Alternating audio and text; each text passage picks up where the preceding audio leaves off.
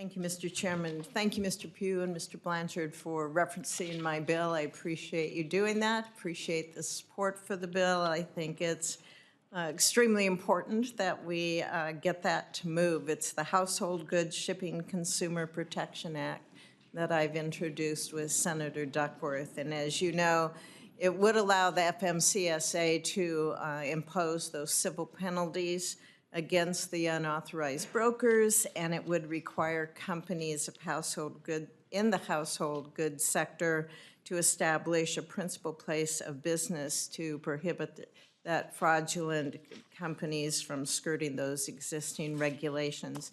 I'd like to thank you also for bringing up suggestions on what else we can do to be able to combat this. It's eye-opening the amount of money harm to companies, but also to consumers when we add all this together. So thank you for that.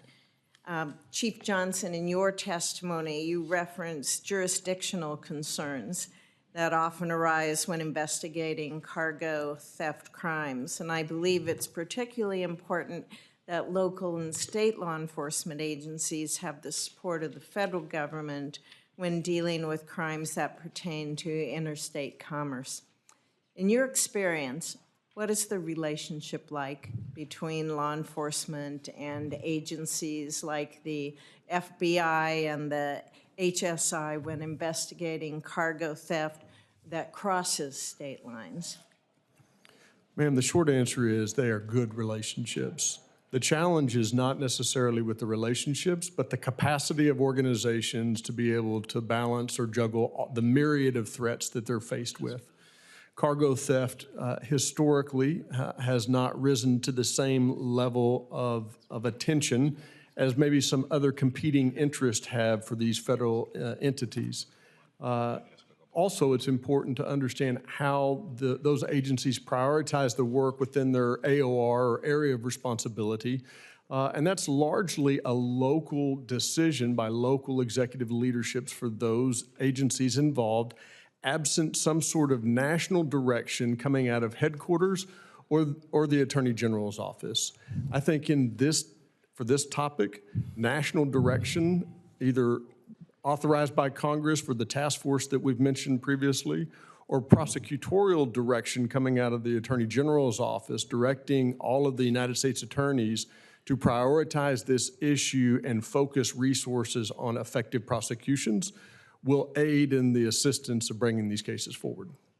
Thank you. You know, Mr. Blanchard, you spoke about your frustration in trying to just bring it to the attention of authorities, federal, state, I assume local as well, that you were trying to work with. And when you mentioned some of your suggestions, I know Mr. Pugh wanted to chime in, so I'll let you chime in now on what needs to be done.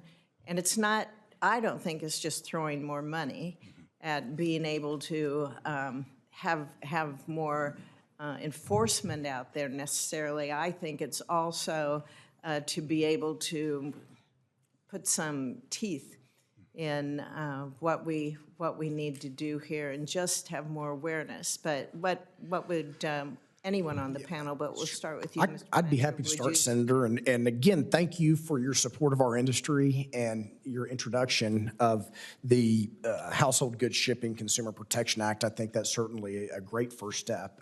As I have come to understand, Senator, is currently, to piggyback off of Chief Johnson, the current threshold that's established by the United States Sentencing Commission for the DOJ to interdict in cargo theft cases requires at the instant to be at least $1.5 million in losses. So the average loss in a cargo case is around $200,000 today.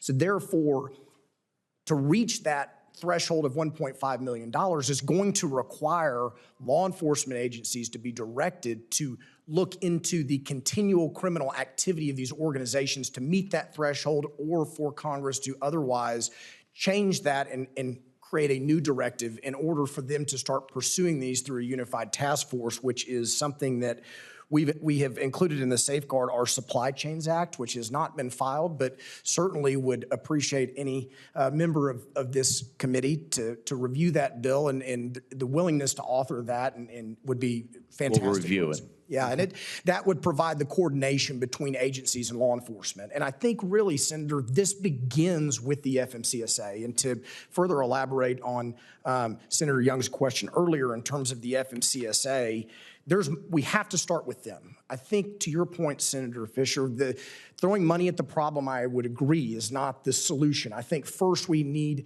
Congress to direct FMCSA on the things that need to occur and the coordination necessary to address this very issue that we're dealing with. They need to be able to distinguish between fraudulent businesses and legitimate businesses. DOT needs enhanced cyber capabilities and real-time fraud detection tools and greater interagency collaboration with law enforcement to identify these frauds. FMCSA needs to be directed to remove fraudulent companies from the SAFER website. We rely on that heavily in order to vet companies that we work with. They need to explicitly authorize FMCSA needs to explicitly authorize to withhold registration from applicants who fail to provide verifications.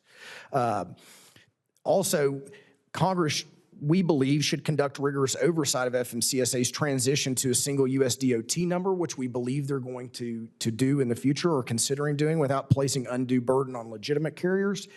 And DOT should expeditiously implement the 13 recommendations issued by the Government Accountability Office to strengthen FMCSA's National Consumer Complaint Database. And so those are things we believe that Congress could do without the necessity of additional funding in order to provide the coordinated effort necessary for law enforcement, because we simply don't have the tools, Senator, to be able to do the reverse IP searches, to break through the cyberspace in order to find who's spoofing our emails. I have a very sophisticated IT director, and he's great, but only law enforcement agencies have that capability. Okay, thank you. Mr. Chairman, can I ask for Mr. Pugh to be able to respond as well during the Please, time? yes, go ahead. Since both you and Senator Peters went over time, can I keep? You are correct. Thank you. Mr. Pugh, go ahead. And thank you for your support in Please. OIDA as well.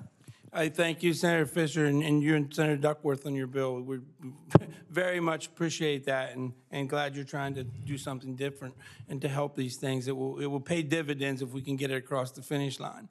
A couple other things is, then this whole National Consumer Complaint Database, it seems to be FMCSA needs to be directed more to do something with that. From our experience and with our members, and we tell members to send these complaints plus many other complaints that happen to them in trucking. It seems like this is where all complaints go to die at FMCSA. Usually they hear nothing back, or if they get anything, it's just, hey, thanks for letting us know. Also, we've said for a long time, it would probably be helpful to have a different name. Most of our small business people and truckers, they don't even realize that this is a place for them to go file a complaint, because National Consumer Complaint Database, who would think that's a trucking complaint hotline? So that would be helpful. We feel FMCSA probably has enough funds to do some investigating on this. It's just to reallocate where they're putting, because they continually say that there's not a safety effect to this, so that's why they don't have to do anything with this. But we know there is, because it's putting people out of business, it's causing people not to be able to maintain their equipment. So there's definitely a safety thing here. Plus, who knows what happens to a trucker if something happens at gunpoint or something like that. And I would agree with my colleague here. FMCSA is the first line of defense on this, 100%. They have all this information. They have everybody's registrations and all that. And finally, I would say FMCSA needs to step back and take a long look of making the barrier of entry into being a motor carrier or a broker much harder, much stricter. We pretty much let people file for insurance, pay for it. We don't know who these people are, have no idea if they even know what they're doing, and maybe 12 to 18 months we audit them.